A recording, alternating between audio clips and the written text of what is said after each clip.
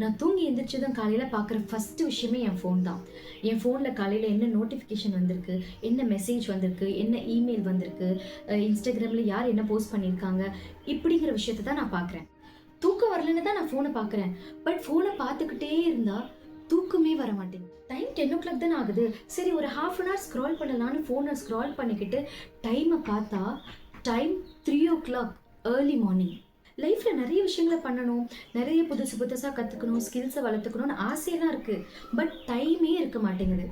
தூங்குறதுக்கு முன்னாடியும் ஃபோன், தூங்கி எந்திரிச்சதும் ஃபோன், டாய்லெட் போகும்போதும் ஃபோன், சாப்பிடும்போதும் ஃபோன், ஃப்ரெண்ட்ஸ் கூட இருக்கும்போதும் ஃபோன், வெளியில் போனாலும் ஃபோன், வெக்கேஷனுக்கு போனாலும் ஃபோன், ஃபேமிலி டைம்லேயும் ஃபோன், குழந்தைங்க கூட இருக்கும்போதும் ஃபோன், ஒர்க் டைம்லேயும் ஃபோன். இந்த ஃபோன் மட்டும் கையில் இருந்துச்சுன்னு வைங்களேன், நம்மளை சுற்றி என்ன நடக்குதுன்னே தெரிய மாட்டேங்குது. என்ன சாப்பிட்றோன்னு தெரிய மாட்டேங்குது, எவ்வளோ சாப்பிட்றோன்னு தெரிய மாட்டேங்குது. இந்த ஃபோன் இல்லாமல் இருக்கவே முடியாது போல். இப்படி தான் நீங்களும் உங்கள் லைஃப்பில் சஃபர் ஆகிட்டு இருக்கீங்களா? ஃபோன் அடிக்ஷன்னாலையும் என்னோட லைஃப்பில் என்னோட கோல்ஸை அச்சீவ் பண்ண முடியல ஃபீல் பண்ணிட்டு இருந்தீங்கன்னா இது உங்களுக்கான வீடியோ தான்.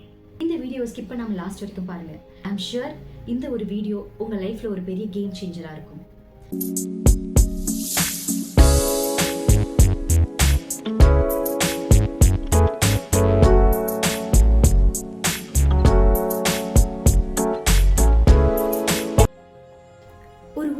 ஒரு கிராமத்துல ஒரு பையன் இருந்தானாம்.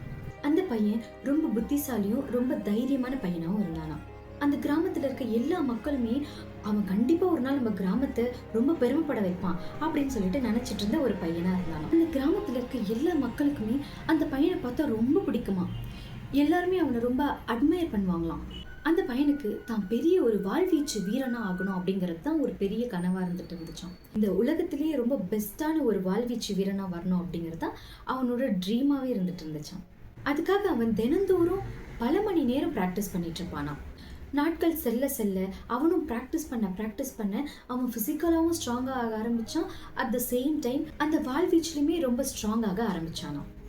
இப்படி அவன் ப்ராக்டிஸ் பண்ணிட்டு இருக்கும்போது ஒரு நாள் நைட்டு அவன் அவனுடைய வாளை ஷார்ப் பண்ணிட்டு இருக்கும்போது திடீர்னு பார்த்தீங்கன்னா அவனுக்கு பின்னாடி ஏதோ ஒரு குரல் கேட்டுச்சு. அவனோட பேர் சொல்லி கூப்பிடுற மாதிரி அவனுக்கு ஒரு வாய்ஸ் கேட்குதான். அவன் திரும்பி பார்க்குறான், பார்த்தா யாருமே இல்லையா. மறுபடியும் அவன் தன்னுடைய வாளை ஷார்ப் பண்ணிட்டு இருக்கும்போது மறுபடியும் அதே குரல் கேட்குதான். அவன் திரும்பி பார்க்கும்போது வெள்ளையா ஒரு உருவம் மட்டும் தெரிஞ்சிட்டு இருந்துச்சு. அவன் கொஞ்சம் கூட பயப்படாம அந்த உருவத்தை பார்த்து, நீ யாரு, உனக்கு என்ன வேணும் அப்படின்னு சொல்லிட்டு ரொம்ப தைரியமா கேட்க ஆரம்பிச்சானான். அப்போ அது சொல்லிச்சான், நான் ஒரு பூதம் அப்படின்னு. அவன் அப்பயும் பயப்படாம அதை பார்த்து சொன்னானா, உனக்கு என்ன வேணும், ஒழுங்கா ஓடி போயிடு, இல்லாட்டி நான் உன்னை என்ன பண்ணுவேன்னு எனக்கே தெரியாது அப்படின்னு சொல்லிட்டு அவன் சொல்றானா. உடனே அந்த பூதம் அவனை பார்த்து சொல்லிச்சான், இரு அப்செட் ஆகாத, ஒரு நிமிஷம் வெயிட் பண்ணு, நான் உன்கிட்ட ஒரு விஷயம் சொல்லலான்னு இருக்கேன். சரி என்னன்னு சீக்கிரம் சொல்லு அப்படின்னு சொல்லிட்டு அந்த பையன் சொல்றானா. அப்போ அது சொல்லிச்சான், உனக்கு இந்த உலகத்திலேயே ரொம்ப அழகான விஷயங்களை உனக்கு காட்டவா அப்படின்னு சொல்லிட்டு கேட்டுச்சான். அவன் ஒரு நிமிஷம் யோசிச்சானா. சரி என்ன அது சொல்லு, நீ இப்போ வச்சிருக்க வாள் மாதிரி இந்த உலகத்திலேயே ரொம்ப அழகான வாள்களை உனக்கு காட்டவா அப்படின்னு சொல்லிட்டு கேட்டுச்சான். அவனுக்கு அதை கேட்டதும் ரொம்ப ஆர்வமாயிடுச்சு. சரி ஓகே அது இப்படிதான் இருக்கும் அப்படின்னு சொல்லிட்டு, சரி ஓகே காட்டு நான் பார்க்குறேன் அப்படின்னு சொல்லிட்டு சொன்னாங்க. அது ஒரு மேஜிக் மாதிரி வானத்துல அப்படியே ஏதோ ஒரு மேஜிக் பண்ணி ஒரு ஸ்க்ரீன் மாதிரி வர வச்சிருச்சான். அவன் வச்சிருக்கிற மாதிரி ரொம்ப அழகான வாள்கள் அந்த ஸ்க்ரீனில் டிஸ்பிளே ஆக ஆரம்பிக்குதான். அந்த வால் பார்த்தீங்கன்னா ரொம்ப தங்கத்தாலையும் வைரத்தாலையும் ரொம்ப அழகாக டெக்கரேட் பண்ணி பயங்கர ஒரு காஸ்ட்லியாக இந்த வேர்ல்டுலேயே ரொம்ப பெஸ்ட்டான ஒரு வாழை. அந்த வாழை பார்த்ததும் இவனுக்கு ரொம்ப ஆசையாயிடுச்சான். இன்னும் இவ்வளோ அழகாக இருக்கே அப்படின்னு சொல்லிட்டு அவன் ரொம்ப ஆர்வமாக அதை பார்க்க ஆரம்பிச்சான். அப்புறம் அவன் அந்த பூதத்துக்கிட்ட கேட்டானா, இந்த மாதிரி வேற ஏதாவது வாள் இருக்கா, நான் வேற ஏதாவது வாழை பார்க்க முடியுமா அப்படின்னு சொல்லிட்டு கேட்டானா. அந்த பூதமும் கொஞ்சமும் சலிக்காம ஓகே நான் காட்டுறேன் அப்படின்னு சொல்லிட்டு அந்த மாதிரி நிறைய வெரைட்டிஸ் ஆஃப் ரொம்ப ஒரு ப்ரிஷியஸான வாள்கள் எல்லாம் அது காட்ட ஆரம்பிச்சிச்சான். அவனும் அதை பார்த்து பார்த்து பார்த்து டைம் போனதே தெரியாத அளவுக்கு பல மணி நேரமா அவன் அந்த வாள்களை பார்த்துக்கிட்டே இருந்தானா. 1 மணி நேரம், 2 மணி நேரம், 3 மணி நேரம், 4 மணி நேரம், டைம் போகிறதே தெரியாமல் அவன் அதை பார்த்துட்டு இருந்தான். அதுக்கப்புறமா பார்த்து முடிச்சுட்டு அவனுக்கு ரொம்ப சந்தோஷமாயிடுச்சான். ரொம்ப ஒரு அற்புதமான விஷயங்களை நான் பார்த்தேனே அப்படின்னு சொல்லிட்டு ரொம்ப எக்ஸைட் ஆக ஆரம்பிச்சுட்டானா. அப்புறம் அந்த பூதத்துக்கிட்ட ஓகே நீ இப்போ கிளம்பு அப்படின்னு சொல்லிட்டு அனுப்பிடுறான்.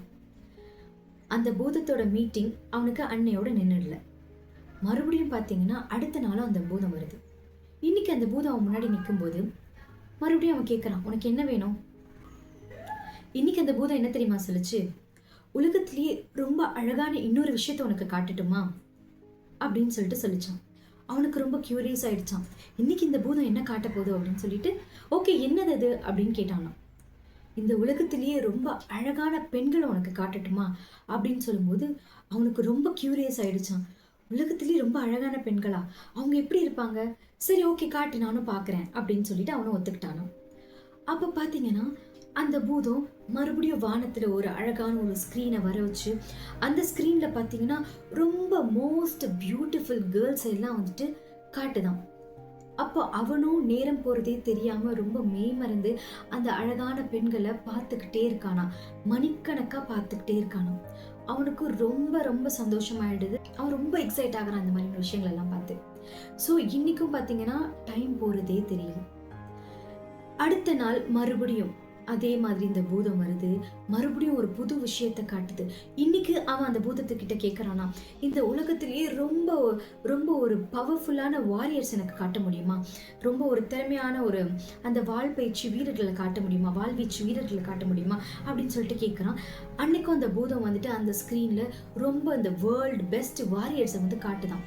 ஸோ அது எப்படி இருந்துச்சுன்னா, அவனுக்கு ஒரு ஸ்க்ரீன்ல ஒரு டிவி பார்க்குற மாதிரி, ஒரு மூவி பார்க்குற மாதிரி ரொம்ப ஒரு ஒரு எக்ஸைட்மெண்ட்டாக இருந்துச்சாம்.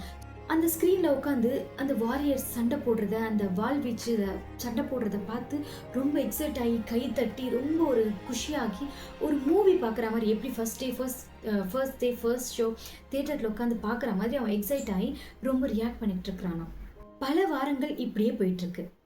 அவன் என்னதான் நைட்டில் அந்த ஃபேசினேட்டிங் ஃபேண்டசியை பார்த்துக்கிட்டே இருந்தாலும் காலையில் எழுந்து அவன் தன்னோட ப்ராக்டிஸ்க்கு ரெகுலராக போயிட்டே இருந்தானாம். இப்படி பல வாரங்கள் இப்படியே பகலில் ப்ராக்டிஸ்க்கு போகிறான். நைட்டில் பார்த்தீங்கன்னா மணிக்கணக்காக உட்காந்து இந்த ஃபேண்டசி வேர்ல்டில் அவன் வாழ்ந்துக்கிட்டே இருக்கான். கொஞ்ச நாள் போக போக, பல வாரங்கள் போக போக அவனுக்கு ப்ராக்டிஸில் இருக்கும்போதும், எப்படா நம்ம வீட்டுக்கு சீக்கிரம் போவோம், வீட்டுக்கு போய் எப்போ இந்த பூதம் இன்னைக்கு நமக்கு என்ன காட்ட போகுது, அதை நம்ம எப்படி பார்க்க போகிறோம், இன்னைக்கு ஒருவேளை இதுவாக இருக்குமோ அப்படின்னு சொல்லிட்டு அவனுடைய கற்பனை அவனை ரொம்ப தூண்ட தூண்ட அவனுக்கு ப்ராக்டிஸில் இருக்கிறத காட்டிலும் எப்போ வீட்டுக்கு போய் அந்த பூதம் காட்டுற அந்த ஒரு எக்ஸைட்மெண்ட்டான ஒரு வியூஸை போய் பார்க்க போகிறோம்னு சொல்லிட்டு ரொம்ப வந்து ஆர்வமாகிக்கிட்டே இருக்குதான். அதனால அவனோட ப்ராக்டிஸ்லேருந்து அவன் சீக்கிரமாக ஒவ்வொரு நாளும் கிளம்ப ஆரம்பித்தான். அந்த பூதமும் ஒவ்வொரு நாளும் அழகான பெண்கள், அழகான வால், அழகான வேற ஒரு உலகத்தில் இருக்கிற பிளானட்ஸு, வேற கிரகங்களை காட்டுதான். அதே போல் ஒவ்வொரு நாளும் அவனுடைய எக்ஸைட்மெண்ட்டை தூண்டுற அளவுக்கு ஒவ்வொரு விஷயங்கள்லாம் காட்டிக்கிட்டே இருக்குதான். அவனும் அதை பார்த்து பார்த்து ரொம்ப எக்ஸைட் ஆகிட்டே இருக்கானாம். சில மாதங்கள் கழித்து அவன் ப்ராக்டிஸ் போகிறதையே மொத்தமாக நிறுத்திட்டானாம். அவன் வீட்லேயே படுத்துக்கிட்டு எப்படா இந்த பூதம் வரும், வந்து இன்னைக்கு என்ன காட்ட போகுதுங்கிற அந்த ஒரு எக்ஸைட்மெண்ட்லேயே இருந்து வீட்லேயே இருந்துட்டானாம். அப்படி ப்ராக்டிஸ் போகிறத மொத்தமாக நிறுத்ததுனால அவன் ரொம்ப சோம்பேறித்தனமாக எப்போ பார்த்தாலும் படுத்துக்கிட்டே அந்த பூதம் காட்டுற அந்த ஃபேண்டசி வேர்ல்டுலேயே பார்த்து பார்த்து பார்த்து அதுலேயே வாழ்ந்துக்கிட்டு இருக்கானாம். அவனுடைய வாளும் அவன் யூஸ் பண்ணாததுனால துருப்பிடிக்க ஆரம்பிச்சிருச்சு. ஸோ இப்படியே நாட்கள், வாரங்கள், மாதங்கள் செல்ல செல்ல அவன் கம்ப்ளீட்டாக வீக் ஆக ஆரம்பிச்சல. அவன் படுத்துக்கிட்டே அந்த ஃபேண்டசியை மட்டும் பார்த்துக்கிட்டே இருக்கிறதுனால அவனோட உடலும் பார்த்திங்கன்னா சுறுசுறுப்பு குறைய ஆரம்பிச்சிச்சு. அவனும் ரொம்ப லெத்தார்ஜிக்காக ரொம்ப சோம்பேறித்தனமாக ஆக ஆரம்பித்தான். ரொம்ப வீக் ஆக ஆரம்பிச்சிட்டான். ஸோ இப்படி அவன் பார்த்துக்கிட்டு இருக்கும்போது ஒரு நாள் அந்த பூதம் அவனை பார்த்து திடீர்னு சத்தமாக சிரிக்க ஆரம்பிச்சிருச்சான். அவனுக்கு ஒண்ணுமே புரியல. என்னடா இது, திடீர்னு இந்த பூதம் இப்படி சிரிக்குது அப்படின்னு சொல்லிட்டு அந்த பூதத்தை பார்த்து கேட்கறானாம், "எதுக்காக இப்படி சிரிக்கிற?" அப்படின்னு சொல்லிட்டு. அதுக்கு அந்த பூதம் பதில் சொல்லிச்சான், "நான் வந்த மிஷன் எனக்கு கம்ப்ளீட் ஆயிடுச்சு. அதாவது நான் வந்த நோக்கம் எனக்கு முடிஞ்சிருச்சு" அப்படின்னு சொல்லிட்டு சொல்லிச்சான். உடனே அந்த பையனுக்கு ஒண்ணுமே புரியலையாம். என்ன மிஷன், என்ன கம்ப்ளீட் ஆயிடுச்சு, என்ன எனக்கு புரியலையே அப்படின்னு சொல்லிட்டு அவன் அந்த பூதத்தை பார்த்து கேட்கறானாம். அதுக்கு அந்த பூதம் சொல்லிச்சான், "நான் வெறும் பூதம் இல்லை, நான் ஒரு டீமன், அதாவது நான் ஒரு தீய சக்தி. உன்னையும் கிராமத்தையும் அழிக்கிறதுக்காக தான் வந்திருக்கேன். உங்க கிராமத்தை காப்பாற்றக்கூடிய சக்தி உன்கிட்ட மட்டும்தான் இருந்துச்சு. ஏன்னா நீ தான் இந்த உலகத்திலே ஒரு பெஸ்ட் ஒரு வாழ்வீச்சு வீரனா வந்திருக்க வேண்டியவன். But it's too late. ஏன்னா இப்போ உனக்கு ப்ராக்டிஸ் இல்லை, நீ ஃபிசிக்கலி மென்டலி எல்லாத்துலேயும் வந்துட்டு வீக் ஆக ஆரம்பிச்சிட்ட. ஸோ இப்போ உன்னால் உன்னையும் காப்பாற்றிக்க முடியாது, உன் கிராமத்து மக்களையும் காப்பாற்றிக்க முடியாது" அப்படின்னு சொல்லிட்டு சிரிச்சிச்சான். அவனுக்கு ஒண்ணுமே புரியலையாம். மறுபடியும் அவன் அந்த பூதத்தை பார்த்து கேட்கறானா, சரி ஒருவேளை நீ வந்துட்டு எங்களை அழிக்க வந்தனா அதை வந்து அன்னைக்கு பண்ணிருக்க வேண்டியது தானே, எதுக்கு இவ்வளவு டைம் எடுத்துக்கிட்ட அப்படின்னு சொல்லிட்டு அந்த பூதத்தை பார்த்து அவன் கேட்கறானா. அதுக்கு அந்த பூதம் பதில் சொல்லிச்சான், அப்போ நீ வந்து ரொம்ப ஸ்ட்ராங்கா இருந்த, உன்னோட பொறுப்புல நீ ரொம்ப கவனமாவும் இருந்த, ரொம்ப ஸ்ட்ராங்காவும் இருந்த. அதனால அப்போ என்னால உன்னை அழிக்க முடியல. என்னால உன்னை அழிக்க முடியாது. உன்னை அழிக்கக்கூடிய சக்தி உன்கிட்ட மட்டும்தான் இருக்கு. ஸோ உன்னால மட்டும்தான் உன்னை அழிக்க முடியும். இதனால தான் நான் உன்னை ப்ராக்டிஸ்லேருந்து உன்னை டிஸ்ட்ராக்ட் பண்ணி, உன்னுடைய கோல்ஸ்லேருந்து உன்னை டீவியேட் பண்ணி, உன்னுடைய திறமையை நான் குறைச்சி, இப்போ நீ வந்துட்டு ரொம்ப வீக் ஆயிட்ட, ரொம்ப லெத்தாஜிக் ஆயிட்ட. இப்போ உன்னால உன்னையும் காப்பாற்றிக்க முடியாது, உன் கிராமத்து மக்களையும் காப்பாற்றிக்க முடியாது அப்படின்னு சொல்லிட்டு சத்தமாக சிரிச்சிச்சான். அவனுக்கு ரொம்ப ஷாக் ஆயிடுச்சான்.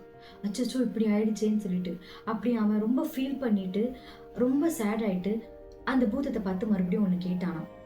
சரி கடைசியா ஒரே ஒரு வாட்டி எனக்கு அந்த ஃபேண்டசி வேர்ல்டை காட்டுறியா அப்படின்னு சொல்லிட்டு கேட்டானாம். அதுக்கு அந்த பூதம் சொல்லிச்சான், ஏன் காட்ட முடியாது, கண்டிப்பா உன்னால பார்க்க முடியும். இதுக்கப்புறம் அந்த ஃபேண்டசி வேர்ல்டை உன்னால உன் கனவுல மட்டும்தான் பார்க்க முடியும் அப்படின்னு சொல்லிட்டு சிரிச்சுட்டு அதை அந்த இடத்த விட்டு கிளம்பிடுச்சான். நம்மளோட லைஃப்லயும் ஒரு கோஸ்ட் இந்த மாதிரி இருக்கு. வேற ஒன்றும் இல்லை, இந்த இன்டர்நெட் அண்ட் சோஷியல் மீடியா. இந்த இன்டர்நெட் அண்ட் சோஷியல் மீடியா இது ரெண்டுமே ரொம்ப பவர்ஃபுல்லான பிளாட்ஃபார்ம். இதுலேருந்து நமக்கு நிறைய பெனிஃபிட்ஸும் கிடைக்கும், அட் த சேம் டைம் நிறைய ஆபத்துகளுமே கிடைக்குது. பட் இது ரெண்டுமே it depends on how we use it. நம்ம எப்படி இதை கையாளுறோம் அப்படிங்கிறதுல தான் நமக்கு நல்லது கிடைக்குமா இல்லை இதனால நமக்கு ஆபத்துகள் வருமா அப்படிங்கிறது இருக்கு. இந்த இன்டர்நெட்டும் சோஷியல் மீடியாவும் இந்த வேர்ல்டு ரொம்ப அட்வான்ஸ்டாக கொண்டு போனாலும், நம்மளோட கம்யூனிகேஷனை ரொம்ப ஈஸியாக்கினாலும், கனெக்ஷனை ரொம்ப அதிகமாக்கினாலும், அதனால வர ரிஸ்க் அண்ட் சேலஞ்சஸுமே ரொம்ப அதிகமாக தான் இருக்கு. ஏன்னா நம்ம சோஷியல் மீடியாவில் பார்க்குற 70% ஆஃப் கண்டென்ட் நம்மளோட லைஃப்பை டீவியேட் பண்ணுற விதமாக தான் இருக்குது. நம்ம லைஃப்லேருந்து டிஸ்ட்ராக்ட் பண்ணுற விஷயங்கள் தான் அதிகமாக இருக்குது. அதாவது தேவையில்லாத விஷயங்களை தான் நம்ம நாளுக்கு நாள் அதிகமாக கன்சியூம் பண்ணிக்கிட்டே இருக்கோம். நம்ம இந்த சோஷியல் மீடியாவை ஒரு விஷயத்தை கற்றுக்கிறதுக்காக யூஸ் பண்ணிக்கலாம், ஒரு கம்யூனிகேஷனுக்கு யூஸ் பண்ணிக்கலாம், நம்மளோட கோல்ஸை நோக்கி ஓடுறதுக்கான ஒரு டூலாக வந்து இதை யூஸ் பண்ணிக்கலாம். பட் இதை ஒரு டூலாக தான் யூஸ் பண்ணணுமே தவிர்த்து இது நமக்கு ஒரு ட்ராப்பாக மாறிடவே கூடாது. அதாவது இந்த இன்டர்நெட் அண்ட் சோஷியல் மீடியாங்கிற ஒரு ட்ராப்பில், ஒரு வலையில் நம்ம எப்போவுமே மாட்டிக்க கூடாது. So we should use it moderately and wisely. இதை நம்ம சில நேரத்தில் ரிலாக்ஸ் அண்ட் ஃபன் ஆக்டிவிட்டிக்காக யூஸ் பண்ணலாம். பட் இது நம்மளோட லைஃப்பை ஸ்பாயில் பண்ணுற விதமாக ஒருபோதுமே இருக்கக்கூடாது. இன்டர்நெட்டையும் சோஷியல் மீடியாவையும் நம்ம லைஃப்பை லீட் பண்ணுறதுக்கு நம்ம எப்போவுமே விட்டுடவே கூடாது. நம்ம இந்த சோஷியல் மீடியாவை மிஸ்யூஸ் பண்ணோனாலோ இல்லை அடிக்ட் ஆனோனாலோ இதனால் நம்மளோட life, health, relationship, career, future எல்லாமே அஃபெக்ட் ஆகும். ஸோ நம்ம இந்த சோஷியல் மீடியாவுக்கு நம்ம டைமை மட்டும் கொடுக்கல, நம்மளோட என்டையர் லைஃபையுமே நம்ம கொடுத்துட்ருக்கோம். அதை எப்பவுமே மறந்துடக்கூடாது. So to not let internet and social media ruin your future, because your life is in your hand.